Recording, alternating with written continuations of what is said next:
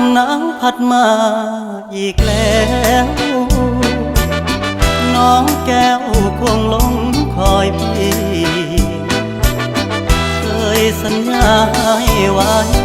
จะกลับไปหาคนดีโทน้องพี่คงจะกลัวลมหนาวพัดมาอีกคนหนาวกระมนหัวใจปวด